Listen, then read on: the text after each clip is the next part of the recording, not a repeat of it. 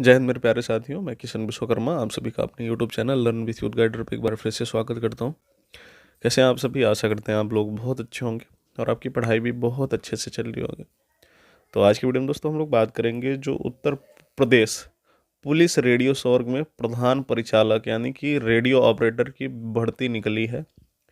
इसमें कुल पदों की संख्या कितनी है और इस भर्ती में आवेदन करने के लिए आपकी शैक्षिक अर्हता यानी कि एजुकेशनल क्वालिफिकेशन क्या होना चाहिए, इस भर्ती के लिए आपकी एज लिमिट क्या होनी चाहिए, और साथ ही साथ दोस्तों हम इस पे भी बात करेंगे कि आपकी लंबाई कितनी होनी चाहिए, आपके चेस्ट की माप कितनी होनी चाहिए, महिलाओं की लंबाई कितनी होनी चाहिए, महिलाओं की जो वज़न होता है वो कितना होना चाहिए, और इस भर्ती का जो फिजिकल होता है उसमें सिर्फ दौड़ ही होती है या अन्य कोई प्रक्रिया होती है, और यदि दौड़ होती है तो कितने किलोमीटर की होती है, यदि आप पुरुष हैं तो आपको कितना किलोमीटर दौड़ना पड़ेगा, और यदि आप महिला हैं तो आपको कितना किलोमीटर दौड़ना पड़ेगा।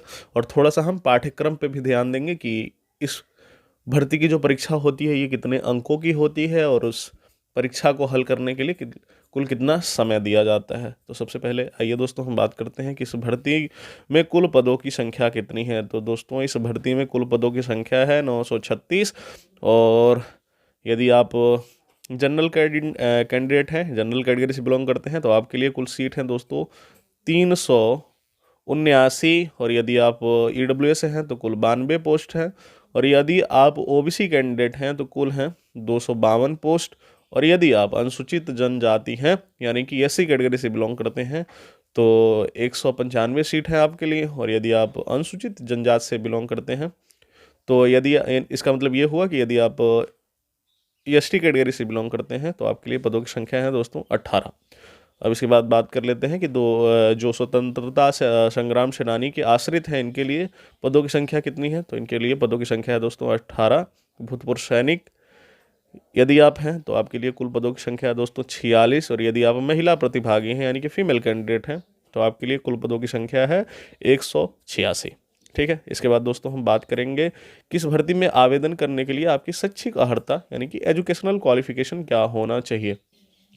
तो दोस्तों यदि हम बात करें शैक्षिक अर्हता यानी कि एजुकेशनल क्वालिफिकेशन की, तो यदि आपने भारत में विधि द्वारा स्थापित बोर्ड से electronics, telecommunication, electrical, computer science, information and technology और साथ में इंस्ट्रूमेंटेशन टेक्नोलॉजी, मैकेनिकल इंजीनियरिंग में 3 वर्षीय डिप्लोमा कोर्स अथवा सरकार द्वारा उसके समकक्ष मान्यता प्राप्त कोई परीक्षा उत्तीर्ण की हो तो आप इसमें आवेदन कर सकते हैं।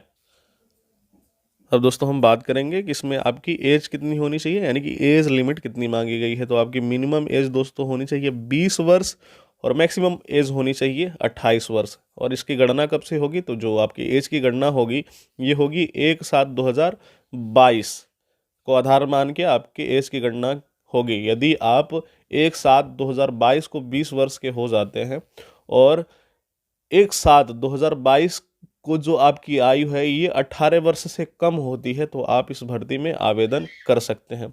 इसके बाद दोस्तों हम लोग बात करेंगे कि एज में कितनी छूट मिलने वाली है और किन किन कैटेगरी वाले कैंडिडेट को एज में छूट मिलेगी। तो यदि आप जनरल कैटेगरी से बिलोंग करते हैं तो आपको एज में कोई भी छूट नहीं मिलेगी। यदि आप OBC, ध्यान से देखिए, OBC, SC या ST कैटेगरी से बिलोंग करते हैं, ST कैटेगरी से बिलोंग करते हैं तो आपको 5 वर्ष की छूट मिलने वाली है आयु में, यानी कि उम्र में 5 वर्ष की छूट मिलने वाली है।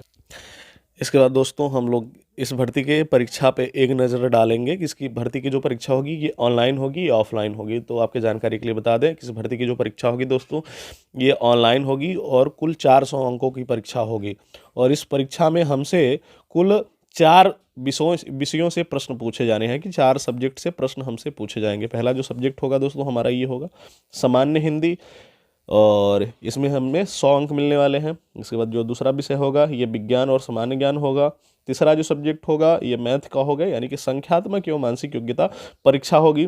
चौथा जो सब्जेक्ट होगा ये मानसिक अभिरुचि परीक्षा, बुद्धिलब्धि परीक्षा, तार्किक परीक्षा, यानी कि रीजनिंग भी हमसे इस परीक्षा में पूछा जाना है।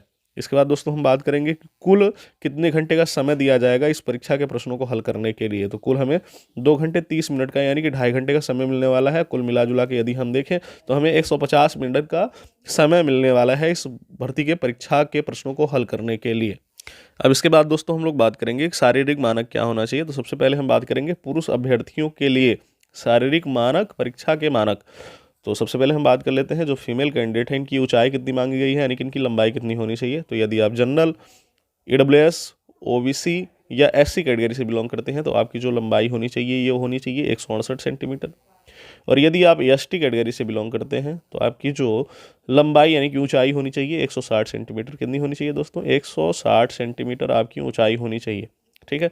इसके बाद दोस्तों हम बात कर लेते हैं कि जो फीमेल कैंडिडेट हैं, फीमेल कैंडिडेट की बात करने से पहले हम बात करेंगे कि आपके सीने की माप कितनी होनी चाहिए। तो यदि आप general, OBC, EWS, SC category से बिलोंग करते हैं दोस्तों तो आपके जो सीने की माप मिनिमम माप होनी चाहिए, यानी कि कम से कम माप बिना फुलाए 79 सेंटीमीटर, यानी कि 79 सेंटीमीटर, और फुलाने के बाद 84 सेंटीमीटर होनी चाहिए। और यदि आप एसटी कैटेगरी से बिलोंग करते हैं तो आपके जो सीने की मिनिमम माप होनी चाहिए ये 77 सेंटीमीटर, और फुलाने के बाद 82 सेंटीमीटर होनी चाहिए, यानी कि हर हाल में 5 सेंटीमीटर फुलाना अनिवार्य होगा। यदि आप इतना नहीं फुला पाते हैं तो आप भर्ती प्रक्रिया से बाहर कर दिए जाएंगे। ठीक है, ये तो हो गई पुरुषों की शारीरिक मानक परीक्षा की बात। इसके बाद हम महिलाओं के शारीरिक मानक परीक्षा की बात कर लेते हैं। तो यदि आप फीमेल कैंडिडेट हैं तो आपकी जो ऊंचाई होनी चाहिए ये 152 सेंटीमीटर होनी चाहिए। 152 सेंटीमीटर ये जो ऊंचाई मांगी गई है ये मांगी गई है जनरल, ओबीसी, एससी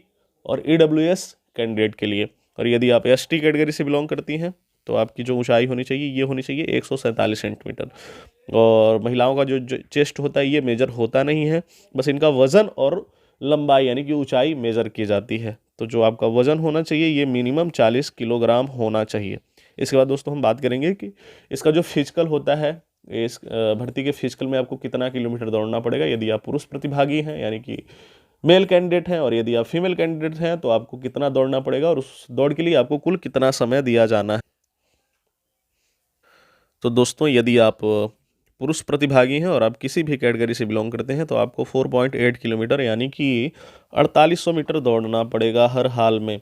चाहे आप ओबीसी हैं, ईडब्ल्यूएस हैं, जनरल हैं, एसटी, एससी कुछ भी हैं, तो आपको इतना दौड़ना पड़ेगा। और इस दौड़ के लिए आपको कुल समय मिलने वाला है दोस्तों 28 मिनट का। ठीक है, यानी कि 28 मिनट में आपको ये 4800 मीटर की दौड़ कंप्लीट करनी होगी। और यदि आप महिला प्रतिभागी हैं यानी कि फीमेल कैंडिडेट हैं तो आपको कुल 2.4 किलोमीटर दौड़ना पड़ेगा, यानी कि 2400 मीटर। और इस दौड़ को कंप्लीट करने के लिए कुल समय आपको दिया जाएगा दोस्तों 16 मिनट का, यानी कि 16 मिनट में इस दौड़ को कंप्लीट कर ही लेना है आपको हर हाल में। यदि नहीं कंप्लीट कर पाते हैं तो आपको इस भर्ती प्रक्रिया से बाहर कर दिया जाएगा।